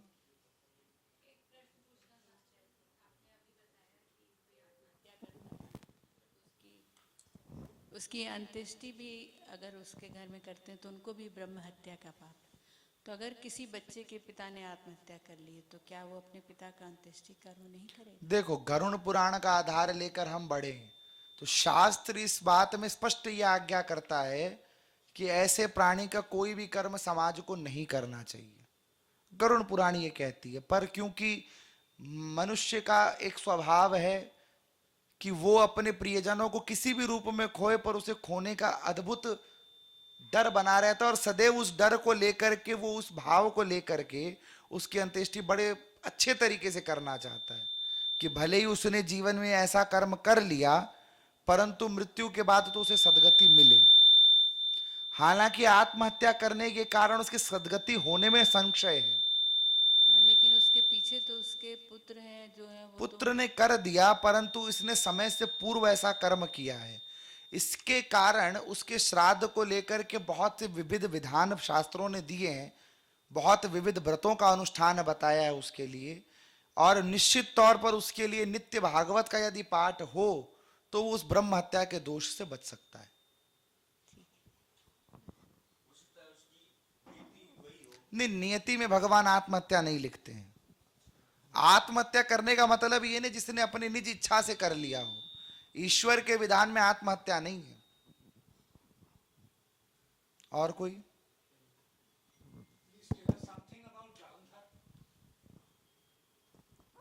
आपने एकादशी व्रत की बात की, आपने एकादशी व्रत की बात की। गीता में कृष्ण जी बोलते हैं कि ये जो ध्यान योग है, राजयोग है, ये उन्हीं का फलता है जो बैलेंस करते, बैलेंस न अधिक खाने वाले का न कम खाने वाले का, नियमित आहार विहार, संतुलित बैलेंस डाइट होनी चाहिए। तो व्रत में तो फिर होता नहीं है। देखो, भगवान वहां जो कम खाना और ज्यादा खाने की बात कर रहे हैं, ये उन लोगों की बात कर रहे हैं जहां ज्यादा खाने की बात है। वो सब जानते हैं अधिक खाने से शरीर रोगी हो जाता है। कम खाने की बात और व्रत करने दोनों अलग अलग बातें। किसी के पास भोजन की उपलब्धता नहीं है और वो कम खा रहा है उस कारण से, तो वो दोषी है। कोई जानबूझकर अपने आप को कष्ट देने के लिए कम खा रहा है तो वो दोषी है। परंतु व्रत में नियम पूर्वक जो कम खा रहा है, जो क्योंकि व्रत करने वाले के शरीर की जठराग्नि पुष्ट होती है, जठराग्नि को पुष्ट करने के लिए व्रतों का विधान बनाया गया है। इसीलिए व्रतों को लेकर भगवान ने आगे ये कहा है कि मेरे लिए जो व्रत करता है, गीता में आगे ही भगवान ने भक्ति योग में कहा है कि मेरे लिए जो व्रत करता है मैं उसके हर तरह के पापों का शमन कर देता हूं। इसीलिए कम खाना और व्रत करना दोनों अलग अलग बातें हैं। व्रत एक संयम का प्रतीक है और कम खाना दुष्टता का। और कोई?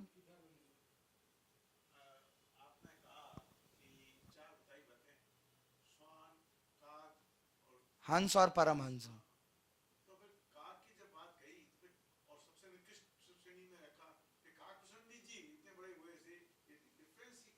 देखो, हमने कहा ना, हर व्यक्ति में गुण और अवगुण दोनों होता है। मनुष्य शरीर में ही हम किसी चोर को जानते हैं, किसी टेररिस्ट को जानते हैं, वो भी मनुष्य है। और इसी मनुष्य शरीर में बड़े बड़े महात्मा, मलात्मा भी प्रवेश करते हैं। तो जो गुणों की पराकाष्ठा पर पहुंच जाता है वो काकभुशुंडी जैसा काक बनता है। काकभुशुंडी केवल शरीर से काक है, पूर्व जन्म के तो वो आचार्य हैं। वो तो भगवान शंकर के श्राप के कारण उनको काक योनि प्राप्त हुई, और काक योनि प्राप्त होने का कारण भी वही काक श्रोता वाली हालत है। जैसे काक श्रोता, काकभुशुंडी जी पूर्व जन्म में शिव मंदिर में बैठकर ध्यान कर रहे हैं, उसी समय उनके गुरु महाराज वहां प्रवेश कर जाते हैं। तो इस साधक का और शिष्य का नियम है जब गुरु प्रवेश करे तो उनके आदर में खड़ा हो जाए, और माला का नियम है जब तक माला चले तब तक खड़ा नहीं होना, आसन नहीं छोड़ना, किसी को प्रणाम नहीं करना, माला बीच में छोड़नी नहीं। पर परिस्थिति ऐसी हो गई कि गुरु और माला किसी एक को चुनना है, तो ऐसी परिस्थिति में शिव का आदेश है कि गुरु को चुनो, क्योंकि उन्होंने तुम्हें इस योग्य बनाया कि तुम माला कर सको। उनका अनादर करके तुम मुझे प्रसन्न नहीं कर सकते। और जब काकभुशुंडी जी ने पूर्व जन्म में ऐसा अनादर कर दिया तो उनको इस भाव में कौए की योनि मिली कि आप सुन तो सब कुछ रहे हो पर गंदगी में पड़े हुए हो, यानी कौए के समान हो, इसीलिए काकभुशुंडी जी बने। पर क्योंकि वो शुभ गुणों से युक्त है इसीलिए आचार्य पद पर शोभायमान है। और कोई? मैं आचार्य जी को प्रणाम करते हुए बोल रहा हूं। आपने आत्महत्या की बात कही। राजा दशरथ की मृत्यु स्वाभाविक नहीं थी, भगवान कृष्ण की मृत्यु भी स्वाभाविक नहीं थी, यहाँ तक कि भगवान राम की भी मृत्यु स्वाभाविक नहीं थी। सलील समाधि लिए तो जैसे हम भी करें इसको, लेकिन स्वाभाविक तो नहीं थी। अब नियति वाली बात कर दे तो अलग बात है। तो ये जो लोगों ने अपने शरीर का त्याग किया तो इनके लिए शास्त्रों में क्या प्रावधान था? और दूसरी बात एक इसके साथ बस छोटा सा, हमारे यहाँ इस युग में भी हमारे बहुत वीरांगनाएं जौहर व्रत पालन कर ली आक्रांताओं के सम्मान अपना संभ्रम बचाने के लिए। और सती प्रथा वाली बात तो कुछ थी ही, वो तो कुछ घटनाएं ऐसी हुई हैं, तो इसमें आपका शास्त्रीय विचार क्या है? देखो, आत्महत्या करना और समाधि करना दोनों अलग अलग शब्द हैं। आत्महत्या व्यक्ति सदैव अपने पाप के बोझ तले, अपने कर्म के बोझ तले, समस्याओं से भागने के लिए, दंड से बचने के लिए करता है। और समाधि व्यक्ति तब ले सकता है जब व्यक्ति योग की पराकाष्ठा पर पहुंच जाए, यानी अपने प्राणों को वो इस प्रकार से स्वादिष्ठान से ले, मूलाधार से लेकर के अनाहार चक्र से लेकर के स्वादिष्ठान आदि में स्थित करके अंतिम चक्र सहस्त्रार में जब पहुंच जाए तो वो समाधि अवस्था में पहुंच जाता है। तो समाधि एक अलग विषय है और आत्महत्या अलग विषय है। दूसरा तथ्य, आपने कहा राम कृष्ण दशरथ आदि की मृत्यु जो हुई, इनकी भी मृत्यु स्वाभाविक नहीं थी। तो अस्वाभाविक मृत्यु और आत्महत्या में भेद है।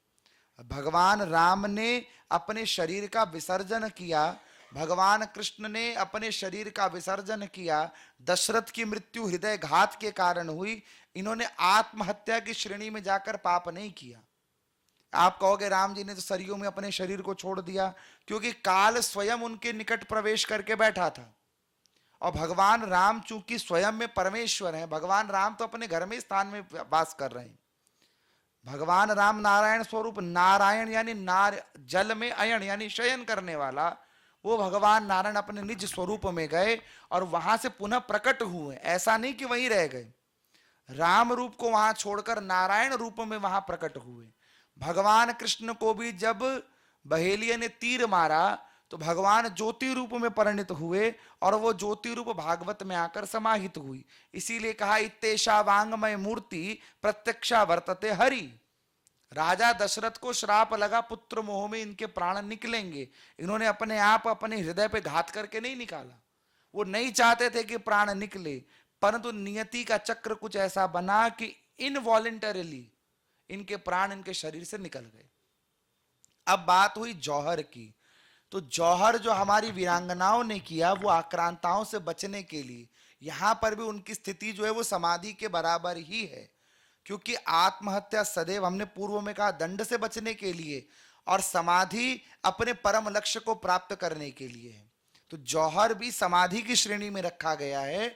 और यहां पर समाधि जो योग की परम इष्ट श्रेणी है, वहां पर जाने वाला व्यक्ति आत्महत्या की श्रेणी में नहीं आ सकता।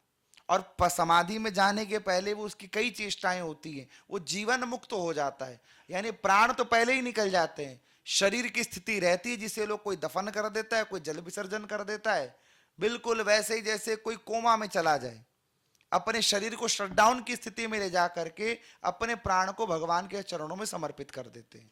वो है समाधि। और जीवन का लक्ष्य यही है, भगवान के चरणों में जीते जी समर्पित हो जाओ। यही बात सारे पुराण कह रहे हैं, यही बात वेद कह रहे हैं, यही बात सारे ग्रंथ कह रहे हैं कि जीवत जीते समय ही आप अपने आप को भगवान के चरणों में समर्पित करो। मृत्यु का इंतजार मत करो कि मृत्यु होगी तब हम भगवान के पास जाएंगे, क्योंकि उस समय हो सकता है हमारी मानसिक स्थिति वैसी ना बने। परंतु समाधि की स्थिति का भाव एक ही होता है कि हम भगवान के चरणों में आश्रित हो जाएं, हम ईश्वर से एकाकार हो जाएं। इसीलिए समाधि मुक्तिकारी है और आत्महत्या दंड की अधिकारी है। और कोई प्रश्न?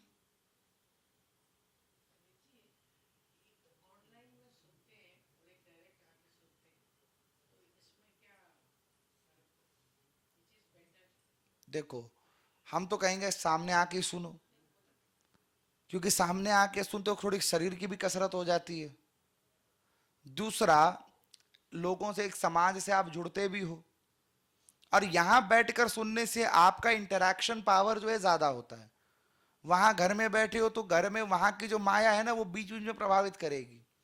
आपका मन करेगा कभी सुनूं, कभी मन करेगा पॉज कर दो, कभी मन करेगा नहीं सुनूं, कभी हो सकता है चलते चलते स्वाइप कर दो। यहां आके तो आप विवश हो जाते हो, ना हमको पॉज कर सकते हो, ना हमको 10 सेकंड्स आगे बढ़ा सकते हो, ना हमें बीच में चलते चलते बंद कर सकते हो। तो I will always suggest to come in person and listen in person. शंका भी समा वो जूम पर भी हो सकती है, आप जूम पर टाइप करके डालोगे तो प्रश्न यहां पहुंच जाएंगे, पर आनंद तो सामने से जाने का ही है ना। आप दर्शन ठाकुर जी के ऑनलाइन भी करते हो और मंदिर में जाके भी करते हो, विच वन इज बेटर? मंदिर में जाकर कथा भी प्रांगण में बैठ के सुनो तो उसका भाव अलग ही होता है। और किसी का कोई प्रश्न?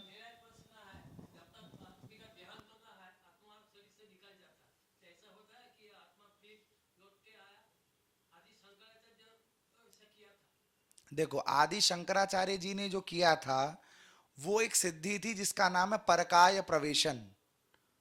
वो एक प्रकार की सिद्धि है, जैसे आप अपने शरीर का कोई भाग, कोई जैसे कई लोग आजकल ऑर्गन डोनेट करते हैं, तो वो एक सिद्धि के तौर पर आप जानो कि उन्होंने एक सिद्धि के योग के माध्यम से अपने सूक्ष्म शरीर में आत्मा को स्थित करके उस आत्मा को दूसरे शरीर में प्रविष्ट करवाया। तो जो मूल शरीर था वो हाइबरनेशन मोड में था, और जो सूक्ष्म शरीर दूसरे शरीर में गया उसने उस शरीर का आश्रय लेकर उन सारे ज्ञान को प्राप्त किया जिस ज्ञान की आवश्यकता उनको थी मंडन मिश्र से शास्त्रार्थ करके उनको परास्त करने के लिए। इसीलिए वो परकाय प्रवेशन है, ना कि आत्मा का स्थानांतरण। और आपका प्रश्न है जालंधर के बारे में कुछ बताएं। जालंधर के विषय में देखो, कथा तो बड़ी विस्तारित है। जब भगवान शिव के क्रोध से, तीसरे नेत्र की ज्वाला से इंद्र को बचाने के लिए देवगुरु बृहस्पति ने प्रार्थना की, उस समय उस शिव का तेज समुद्र में समाहित हुआ, उससे एक बालक उत्पन्न हुआ जिसने ब्रह्मा की दाढ़ी खींच दी, और दाढ़ी छुड़ाने के लिए ब्रह्मा ने उसे अविजय होने का वरदान दिया, और अविजय होने का वरदान लेकर के इसने कालांतर में तुलसी नाम की स्त्री से विवाह किया, जिसके पतिव्रत धर्म के रहते इसका कोई संहार कर नहीं सकता था। स्वयं ये शिव होना चाहता था क्योंकि शिव के तेज से जन्मा था। पार्वती मैया पर मोहित हो गया, तो पर स्त्री के ऊपर मोहित होने के कारण नारायण ने इसकी स्त्री के पतिव्रत धर्म को नष्ट कर दिया। फलस्वरूप भगवान शिव के हाथों जालंधर मारा गया। भगवती तुलसी ने नारायण को श्राप दिया, नारायण शालिग्राम हुए, तुलसी तुलसी का वृक्ष हुई। सुहागनों द्वारा शालिग्राम अपूजित रह गए, और हर प्रकार की पूजा में समुद्र से उत्पन्न चीजें शिव के श्रृंगार से वंचित हो गई। नहीं, शालिग्राम जी को विवाहित सुहागन स्त्रियां स्पर्श नहीं करती। और किसी का प्रश्न? अगला तो इस सत्र की समाप्ति हम अभी कर रहे हैं। अगला सत्र ब्रह्म पुराण, ब्रह्म पुराण से, वो एक ही सत्र में, वो छोटा पुराण है, एक ही सत्र में कंप्लीट हो जाएगा। तो उसकी सूचना आपको यथावत दे दी जाएगी, संभवतः अगले बुधवार को छोड़ के उसके बाद का बुधवार। तो और आप भोजन निश्चित रूप से ग्रहण करें।